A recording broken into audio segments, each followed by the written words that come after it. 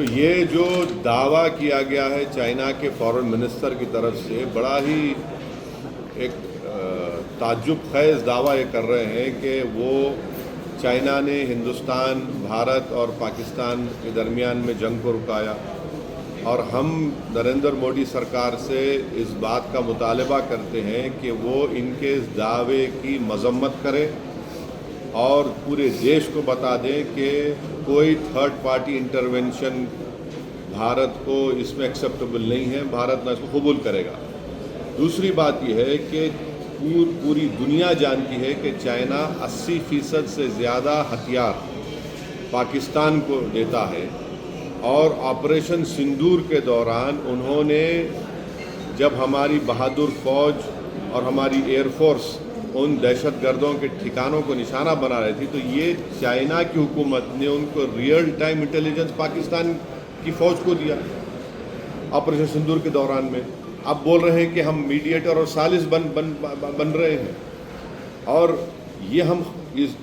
دیش واسیوں کو سمجھنا چاہیے کہ ہم خاموش بیٹھ کر اس چیز کو قبول کرنے تیار نہیں ہو سکتے ہم لوگ۔ چائنا اپنے آپ کو یہ بتا رہا ہے کہ ہم بھارت کو اور پاکستان کو ایک ہی لیول پر بٹھا رہا ہے، اور پورے جنوبی ایشیا میں بتا رہا ہے کہ ہم بڑے سپر پاور ہیں۔ تو اپنے آپ کو اس طرح سے پیش کر رہا ہے، تو ہم مطالبہ کرتے ہیں کہ نریندر مودی کی سرکار اور نریندر مودی خود جب چائنا گئے تھے تو کیا یہ وہ اس بات پہ